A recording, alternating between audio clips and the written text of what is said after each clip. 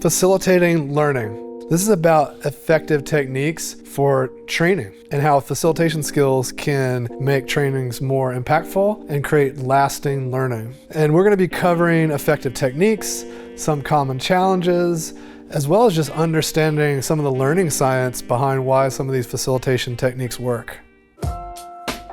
So when putting together impactful training, it's really essential for you to understand what facilitation is. At its core, facilitation is really the ability to create the conditions through which to realize the outcomes and purposes you're hoping for, and to make that process as smooth as possible with the people in that training or even in the small meetings that we might do. Creating those conditions, making that path as smooth as possible. When it comes down to it, facilitation and using facilitation techniques for training, key skills there are being really clear on your purpose, making sure that you've chosen the right sets of methods in service of that purpose, and are also really aware of and keyed into the needs of the folks that you are working with.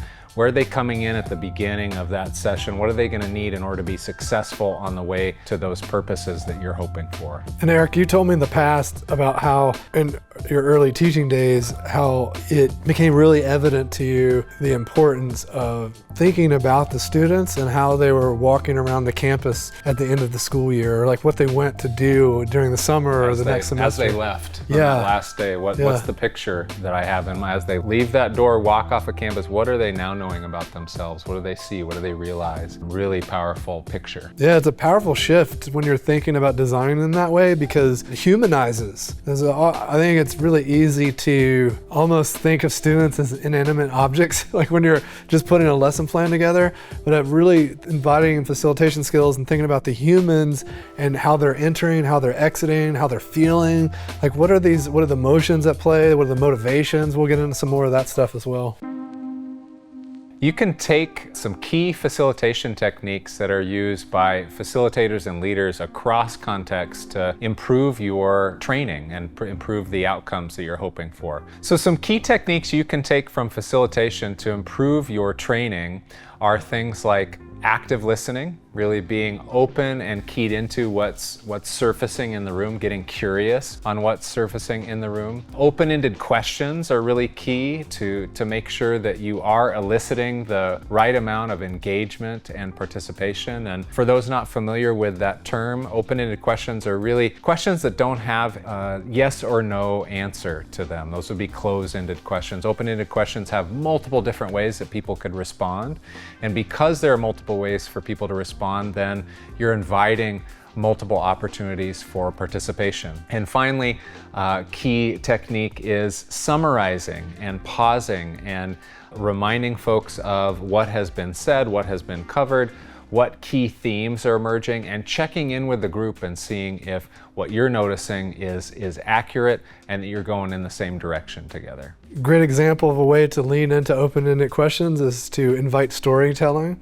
So you could say something like, tell me a story when. So for example, Eric, tell me a story when you used an open-ended question. Boy, I use open-ended questions all the time in our certification program. So oftentimes I'll pose an open-ended question about ways in which folks would approach a particular conflict, or ways in which people would end up responding to a situation where you have a dominating voice or dominating individual. And that then invites multiple different stories and perspectives that people can bring in, and then people yes and each other and build from there. One thing we didn't have necessarily slated to talk about that I feel in the moment that we probably need to point out to folks is essential skill in facilitation is our use in silence. Yeah, definitely. This is something I see with folks quite a bit. Silence is something that people are uncomfortable with. If you think about it, right, when people say silence, they think awkward silence or they think the silent treatment, right? Something that's negative, whereas so much is happening in silence. It's a place for reflection. It's a place for curiosity. It's a place where people might be rolling a question around in their head that you had posed. And if you're uncomfortable with that silence, you might miss out on an opportunity for engagement and for people to share that wonderful story that they brought in. So oftentimes what I'll recommend to folks is to actually count in their head. Count of 5 seconds before they decide to enter in after they've posed one of those open-ended questions or a prompt. It'll feel like a long time, but it really isn't. Another way to help you in pausing there is to think about the acronym WAIT. Why am I talking? Both in asking yourself that delays things, and also that's a really powerful prompt to yourself. You know, is what I'm adding here going to ultimately help with our purpose, or am I just uncomfortable with the silence, which isn't a good reason to break it? You can't practice active listening if you're not inviting silence. So some practical training techniques that you can use from the world of facilitation to help would be backward design or backward planning, really making sure that you're focusing in on the purpose and outcomes you're gearing toward. Then thinking about where are folks when they are going to enter your training experience. What level are they at, or what are their experiences? Because you're going to need to ultimately bridge that gap between where you're hoping people are going to be, where they're entering in, and that's where you can key into essential work around learner needs, learner motivations. Really important that when you're working with adults that you're thinking about what's a purpose that's going to be inspiring for them. In what ways am I going to set them up to be a part of setting that purpose and really see the relevance of this? That can connect into that motivation and really meeting their needs. And then deciding on what methods, what pieces or activities you're going to put into your agenda based on bridging that gap and doing so deliberately. It's also where something from the learning sciences space comes in terms of mixed practice. So mixed practice is really just making sure that you have multiple ways that folks are able to apply and try out whatever it is that you're introducing them to. Key quality around experiential learning, where we want people to ultimately be able to do what they're learning after the training is done, instead of just experiencing success in the classroom and then not being able to apply it after that experience is over. You mentioned objectives and outcomes, and I know that's something that you spoke about quite a bit, Eric, about the difference between those two. So it might be helpful for the listener to talk a little bit about what we mean by outcome versus objective. Yeah, oftentimes people use these terms synonymously when they are very different. Complementary certainly, but very different. So outcomes, when we use the term outcomes are really learner focused or participant focused. It's where you hope they are going to be by the end of this experience. How are they different or fundamentally different based on the training that they engaged in? Objectives are more facilitator or trainer focused. They're basically the things that you're going to do, that you're going to ensure and make sure happens in order to reach those outcomes. So for example here, if I'm wanting somebody to be able to ultimately apply their abilities in workshop design to a workshop that they're going to be doing next week after I'm working with them, well then as a facilitator I'm going to need to introduce them to and help them to explore a variety of workshop design techniques, and that's in service of those outcomes that we were hoping for. Earlier Eric mentioned motivation, and that's another thing to be mindful of. What is motivating your participants? What's drawing them in to want to do this? Were they told they had to come to this training by a boss? Is there something that's going to shift for them if they take this training? Something that is unlocked for them? It's really important for you as a trainer, as a facilitator, to be aware of those things so that your design can account for them. For an impactful training, you want to make sure you're integrating techniques that facilitate active, impactful collaboration and engagement, and also application of whatever it is that you're introducing long after the session or training is over. And so a couple of things that we always make sure as a part of any of our training is mixing up different methods that you're using, making sure that folks have a variety of modes that they're engaging in relation to the content. So doing techniques like 1, 2, 4 all that give people an opportunity to go from solo to small to whole group work, making sure that you're mixing modes of engagement in terms of written contributions, visual contributions, prototyping, and mixing those across a session can really maximize engagement and ultimately application.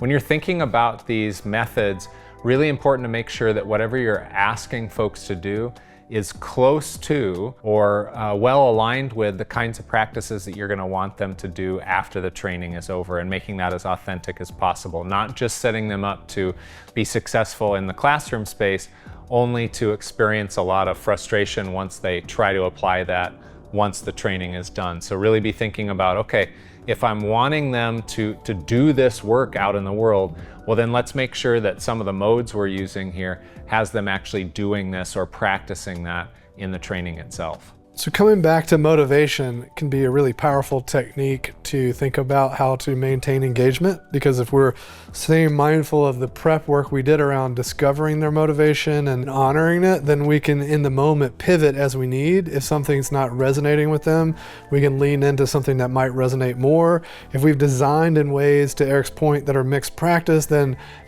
different sections might be more engaging for different folks, and it certainly won't get so redundant that people check out. We also had to think about how we balance participation from other folks. So not only are we balancing the types of interactions we're doing, we're also balancing stuff across the room. So just being mindful of who has maybe slipped away attention-wise a little bit, and we kind of bring them back in some nurturing ways. And don't be afraid to pivot from your plan. Like if you've planned on doing something, but something else is going to be more engaging, then just pivot to that. And finally, I'll say that your assessment points can be a really powerful tool here as well, because if you have well-placed assessment points, then you can lean on those to be signals that things are going well or might need some corrective measure.